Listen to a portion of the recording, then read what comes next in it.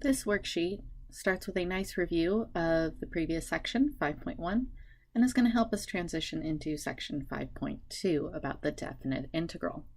So you'll see here examples 1 and 2 are a review of finding some left and right Riemann sum approximations.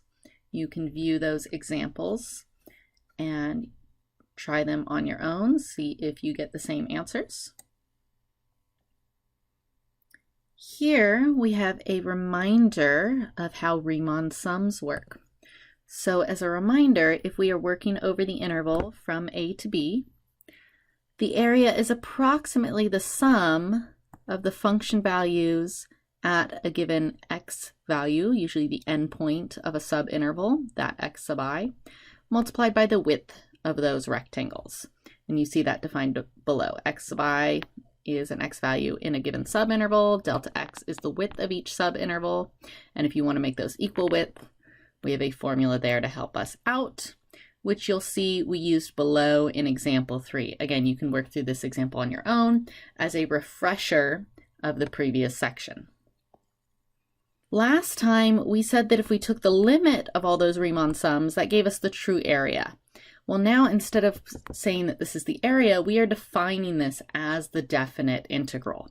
So reading through that, if our function is defined on a closed interval, we are defining this as the definite integral from A to B. So you'll see that written there as the lower and upper bounds of our integral. That's what that little stretched out S symbol is. That is the integral symbol. And that is what we get when we take our Riemann sums and then take the limit as we have infinite n values there. As n goes to infinity, as we have infinite rectangles, we approach that true area. We're calling that the definite integral. Provided this limit exists, if it does, we call it an integrable function on that interval. Oftentimes, we'll also just say this: the definite integral represents the area under a curve of a function. Taking a look at example 4, we are told to compute the integral from 3 to 6 of the square root of 9 minus the quantity of x minus 3 squared dx using a known area formula. So we're computing this integral. Remember, the integral represents the area under a curve.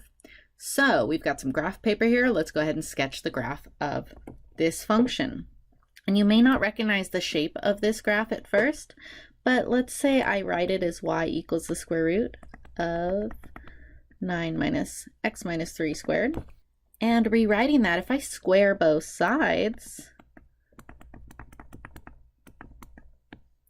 and then let's say I get all of my variables on one side of the equation together, so I'm going to move the x minus 3 squared over, you might recognize that this is the setup for a circle. Now, because it's rewritten, the original setup was just the positive square root version, that means that it's the upper half of this corresponding circle. So go back and review graphing circles if you need to, but this is a circle with center 3, 0, because the 3 is subtracted from the x coordinate. There's no value subtracted from the y coordinate.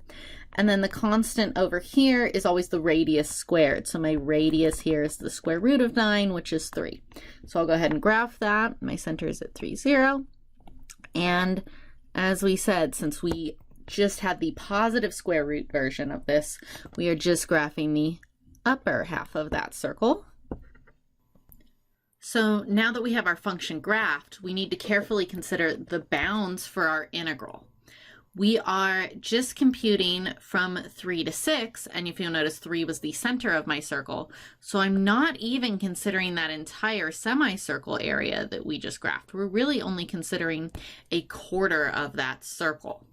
So if we want to use a known area formula, you can start by considering the area of a circle, pi r squared, but since we are only looking at 1/4 of that entire circle, we divide by 4 here.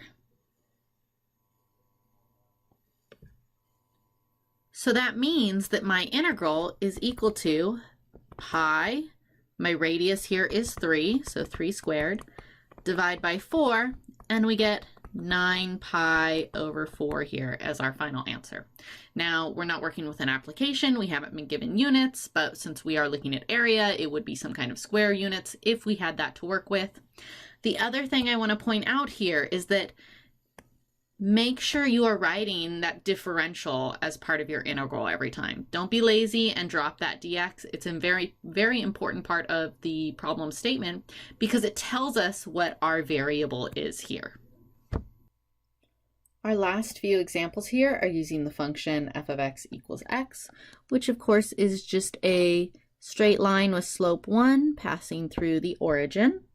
And for number 5, we are computing the integral from 0 to 10, so we would be going from the origin all the way out beyond what is shown here on our graph paper. But you can see that we have a right triangle. So using an area formula, the area of a triangle, 1/2 base times height. So my integral here from 0 to 10 of x dx would be 1/2. My base is 10, my height is also 10, so my answer would be 50. Now for number 6, I am only going from 0 to 4, but again, we have a right triangle. So for that, 1/2, my base is 4, my height is also 4, so I get 8 as my answer there. Now notice that number 7 does not say to use an area formula, it says to use numbers 5 and 6. Looking at my graph, you can see that if I do shade the area represented by that integral, I have a trapezoid, which there are area formulas for trapezoids. Or what I could notice is that this represented shaded area is what I had if I consider the shaded area for problem number 5 and I subtract away the area I computed in number 6. So I could just do 50 minus 8 and get my answer there. The last thing for us to consider for this section is some properties of the definite integral. Now that we have it defined, you can see some of the properties here to the left. Please read these over in more detail in your textbook. We're going to do a few examples where we use these properties. So our first example asks us to find the integral from 8 to 10 of a function, given the value for that definite integral from 0 to 10 and from 0 to 8 for that same function. So the property we are using is this last property, property number 6. We are working with the same function throughout, but we are looking at different bounds on that integral.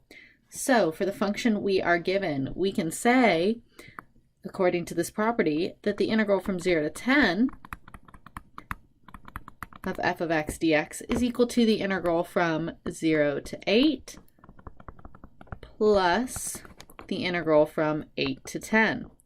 That'll let us use the values that we are given and work with property number 6. So we know that the integral from 0 to 10 is 20. We know that the integral from 0 to 8 is -4, and we are solving for the integral from 8 to 10.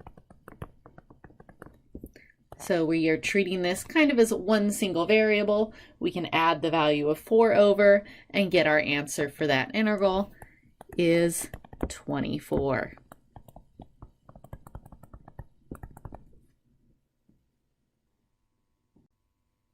Our last example here will combine quite a few of our properties.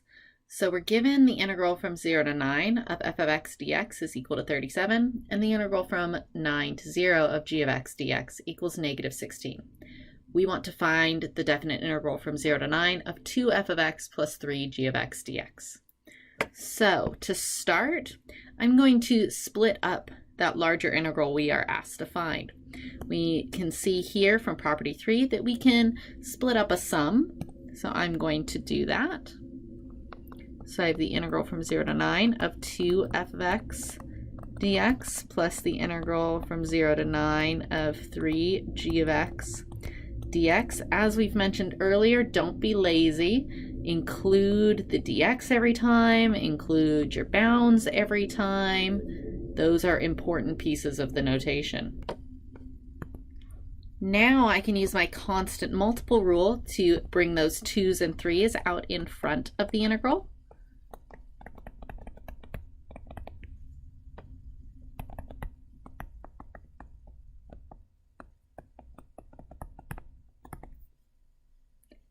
And now you can see that we have the integral from 0 to 9 of f of x dx given to us, but we don't have this integral from 0 to 9 of g of x given. We have the integral from 9 to 0. So we can use property number 2 to switch the bounds, making sure to put a negative sign in front of our definite integral. So you can see that I chose to switch the order of my bounds, making that second integral negative. I could have alternatively said that, well, I know the integral from 0 to 9 of g of x dx would be positive 16 and gone ahead and done my substitution. So there's a few different ways you could show your work here, as long as you are sure to always show your work. Substituting the given values and simplifying, I find that my final answer is 122.